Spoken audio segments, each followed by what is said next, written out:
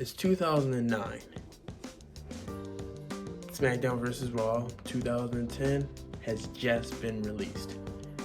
You buy it, you put the game, the disc, inside your either Xbox 360 or your PS3. You notice that the home screen is a ring with nobody around and two wrestlers. That is WrestleMania 36 in a nutshell. This is the review.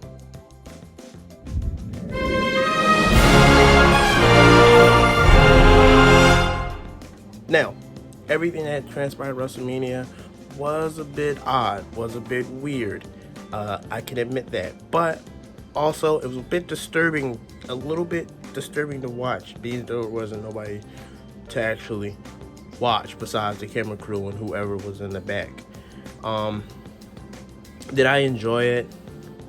A little bit. Yeah, I did. I did enjoy it a little bit. But at the same time, it was, like I said, pretty disturbing. But we're going to get into these matches, okay? So one thing about this WrestleMania is the lineup with these match cards of who went first or who went, so on and so forth. It was a bit odd, and the reason it was odd is because you had matches that started first that should have been later down the line, and then you had matches that were last that should have been, in the beginning or whatever the case may be. Maybe I don't. It was really weird. I think they just try to give us anything. Although, as a fan, I would appreciate it if they just closed it, shut it down, moved it to a whole different month, or whatever the case may be. But anyway, let's talk about some wrestling. So, first things first, night one. I didn't watch much of night one. Reason why, it wasn't really much to really watch. Now, granted, I did see a couple matches. I seen Alexa Bliss and Nikki Cross defeat the Kabuki Warriors for the Women's Tag Team Championship. Now, that was actually a pretty good match, although there was, again, nobody around, but pretty good match.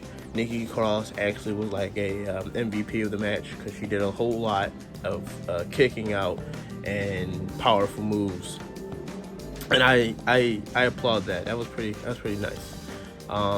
They became champion. After that, I believe Elias and Corbin came up. Now, I would have thought, which was me, but unfortunately, there's no one to take Elias' place. But I think the SmackDown before Mania, Baron Corbin actually kicked Elias off the balcony, and he hit concrete first. So if that wouldn't show up. If it was actual people, other people would have, showed up in his place or whatever the case may be. But they couldn't. I don't think nobody was too afraid, their health and well-being. So Elias came out, put on a good show between the two, and that was it. And Elias won with a roll-up, giving him, I believe, his first WrestleMania win, because I think he always does like performances or whatever the case is. This wasn't it. This is like his actual first match that he actually won, and I feel like that. Next, I remember this one, and people, I think today, are still pissed. So, it was Becky Lynch defending the Raw Women's Championship against Shayna Baszler. Now, on paper, you would say, hey, yeah, so Shayna's going to win the whole thing. Like, she decimated everybody at Elimination Chamber. Yeah, that wasn't the case. So, the match was actually pretty good, pretty nice. It's really weird when you actually hear them yell of like pain, like screaming, holler, pain or whatever. It was so weird. Anyway, so yeah, so that happened, and I'm like, okay, Shayna Baszler, she's gonna win this. Like, it's easy. And then for some god weird reason, at a certain point, I feel like if for some reason at this point, if there was fans at the arena and they decided to go with that idea, people would have been pissed. At that point, I feel like they were like, yo, the man needs to lose the championship. We're kind of tired of it. You know what I mean? But, so, like I'm saying, Shayna Baszler lost. People were saying Vince, lost everything in her or whatever, because she already lost some stuff in her, like some ideas or the case of the day. Is this feud going to continue? I don't think so. Money in the Bank is May 10th, and I've been told or been saw on Twitter or in other places that it will possibly take place at the Performance Center, although the Performance Center as of this month has been shut down of that area. That whole area is like shut down. Yeah, so Becky Lynch, still the Raw Women's champion. That was disturbing. I didn't like that match. Next was the Intercontinental Championship. It was Daniel Bryan going against the finally champion Sami Zayn. Daniel Bryan had Drew Gulak in his corner, and Sami Zayn had Shinsuke Nakamura and Cesaro in his corner. Now, these two, to be honest with you, so in my eyes, I expected Daniel Bryan to win, but then I'm like, that's kind of corny, because we didn't want a Braun Strowman moment where Braun Strowman finally won a championship in WWE, and then he loses it like 2 weeks later. We didn't want that. So on one hand, I say, okay, Daniel Bryan's gonna win and he'll become champion. And then on the other hand, I'm saying Sami Zayn might retain. So Sami Zayn, they did put on a good show, although Sami Zayn looked like he was crying or whatever the case may be. But he actually ended up winning the match. He retained the championship with a haluva kick in midair. I think he tried to go for like a crossbody. Daniel Bryan tried to go for a crossbody or whatever the case may be. And he kicked him right in the face. And that led to him becoming and retaining the Intercontinental Championship. Up next was a match that I actually waited for a minute, for a while, and I wanted to see this. This is a match I really that was actually in tune and wanted to see. It was Kevin Owens versus Seth Rollins. Now, these two, so it was ironic because I think on that day, I stumbled upon a Ring of Honor video between Kevin Steen and Seth Rollins and Tyler Black going back at it. And it was ironic how they did that. That was pretty cool. But that match was actually pretty cool. I liked it. Although, first, it ended in disqualification. And then, Kevin Owens came back in. He said, we're not going to do it that way. We're going to finish it my way, which is no disqualification. So the match restarted, no disqualification. And Seth Rollins started beating him down with a chair. And then all of a sudden, Kevin Owens gets the upper hand, which they're outside they're outside, by the way. And the thing is, so they're in front of the announce table. And I wanted something to have an announce table. It's been Wrestlemania for a reason. And then all of a sudden, Kevin Owens, he, walks off where Kevin Owens go? So Kevin Owens managed to go up top of the WrestleMania sign, jump off, and deliver like an elbow to Seth Rollins through the announce table, which was pretty sick, and I like that. And he put him back, and they both were screaming and hollering via a pain. And yeah, that was interesting. And then takes him back in the ring, delivers the stunner. 1, 2, 3. Kevin Owens defeated Seth Rollins at WrestleMania, and that was pretty cool. I like that. Next was the Universal. Was it the Universal Championship? Yes, it was the Universal Championship. Universal Championship was next. Goldberg defending the championship against now opponent Braun Strowman, which originally was Roman Reigns, but Roman Reigns, he didn't really want, get affected by this coronavirus, everything that's going on, which I can totally understand. Many people talking about backstage heat. I don't believe that. Anyway, so Roman Reigns out, Braun Strowman in. Now, Braun Strowman, I think they picked Braun Strowman because they know Braun Strowman eventually will become Universal Champion, and he did that. Now, he gave Goldberg, came out, regular Goldberg, WCW, knock on the door, followed by security, whatever the case may be. Comes out, match starts, whatever the case. Goldberg kicks him in the gut. Spears, I think he delivered like 3 or 4 spears.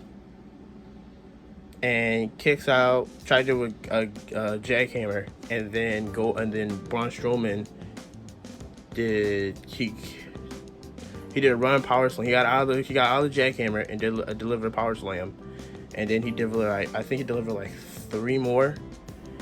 1, 2, 3. Goldberg lost the championship again at WrestleMania, and then Braun Strowman is finally the Universal Champion. Now, how long will he hold it? I have no idea. When will Roman Reigns come back? No idea. My guess, I predict SummerSlam. I believe those two could go at SummerSlam.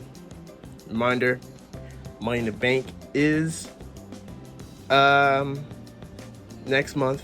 Whoever wins it, guarantee opportunity at any championship that they would choose, I guess, WWE or Universal. Hopefully they don't do it. Hopefully they pick the right person. Last year they did Brock, and that was irritating. But I'm looking forward to seeing what they do, because someone could cash in. Roman Reigns could finally cash in. He could become a 2-time Universal Champion, and then all of a sudden somebody comes out, cashes in on him, and then he loses the championship like that. So you never know what's gonna happen. Now the one match, because people were asking and was wondering, what the hell is a Boneyard match? And I didn't know what a Boneyard match was either. Yeah, they made it to they made it to a movie. So to be honest with you, it reminded me of like the old, like that TNA with like the Matt Hardy, the broken Matt Hardy and stuff like that. It reminded me of like that Randy Orton and Bray Wyatt thing they had at that one pay-per-view. It reminded me of that, and it was so good and people liked it. Undertaker came out as like the American badass and stuff like that, beating their ass, and AJ Styles got the upper hand throughout the match. And you really thought that, that you saw, AJ Styles beat Undertaker, finally laying him to rest, finally ending everything. He went to go bury him in a boneyard, but to go bury him. Yeah, that wasn't the case at all. He actually got up. I don't know how, still don't know how, but AJ Styles was surprised. Delivered choke slams, and I thought he was like, oh, I don't want to go. And instead of, pushing AJ in the in the actual, dirt. Oh no, he kicked him. And then he delivered and he put the dirt on him, and you saw AJ's hand stick out the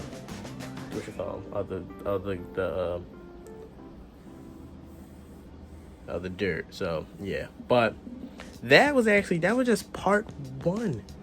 That was just part one. Part two WrestleMania gets a little better. So there was one match that I didn't mention because it wasn't really. That's one match I did skip on. It was a triple threat match for the tag team championships, because the Miz apparently has the virus or something, so he couldn't participate in WrestleMania. So it was a triple threat match: John Morrison, Jey Uso, or Jimmy, whatever, and Kofi Kingston for the SmackDown Tag Team Champions. At the end of the day, John Morrison retained the championships, and the Miz and John Morrison are still champions. So yeah, that was part one as well, but I didn't watch that. Now moving on, baby. This is talk about night two. So night two kicked off. What did night two kick off with? Oh, I know what night two kicked off with. Night two kicked off with the NXT Championship. And I'm not gonna say that I knew that this was going to happen, because they give every title to Charlotte Flair to a point.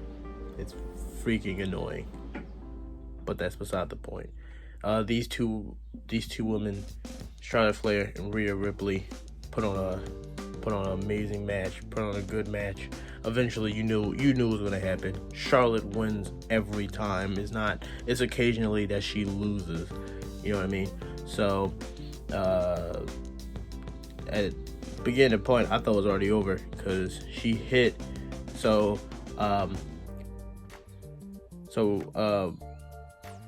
Rhea actually hit the Riptide on Charlotte early in the match. I was like, okay, well, that's over. And then she kicked out. I was like, nuts. So during the whole entire match, Charlotte was actually aiming at the legs of Rhea Ripley, which at the end gave her the figure 8, and then that was it. That was basically it. She tried to fire back. Rhea tried to fire her back, or whatever the case is, but it wasn't really enough. So Charlotte is now the NXT Women's Champion. Who is going to take it from her? Bianca is going to take it from her. Who the hell else? How long will she hold it? I have no idea. To be honest with you, I was excited for the match, and then I realized that, oh shit, Charlotte's going to win the match. So I'm not really excited about it anymore. Yeah, Charlotte, new NXT champion. That's like another title change that happened. Whew, that's hard. Anyway, another match that everybody was also waiting for was Otis versus Dolph Ziggler. Now, at SmackDown, before that last SmackDown before WrestleMania, there was a video on the screen of what happened. What happened on Valentine's Day with the date between Mandy Rose and Otis. Unfortunately, what the camera shows is that Sonya Deville actually took Mandy's phone and then changed a bunch of messages, and then had Otis, who thought Mandy was texting her, was actually Sonya, text her wrong time, and then behind both of their backs told Dolph Ziggler to show up and take his spot. So yeah, so out of the gate, it was going heavy. Otis, he's a powerful dude, and then I think like 2 minutes in, Dolph delivered a super kick. So I was like, oh shit, this is already over already. But those guys were going at it. Earlier in the match, he was going at it, and then Otis was going to go for his finisher, and then Mandy got up, and then a low blow happened. Which sucks. That sucks all the time. Low blow occurred, and then they about to end the match off right then and there, and then Mandy, her music comes out, and she comes out, and then she attacks Mandy Rose, and then gives Dolph Ziggler a low blow, which gives Otis the advantage. He does his caterpillar move thing, and then that's it. 1, 2, 3. Otis is victorious in his WrestleMania debut. Although Tucker wasn't there, he got injured on that Friday SmackDown. So yeah, but that was actually interesting. I like that match.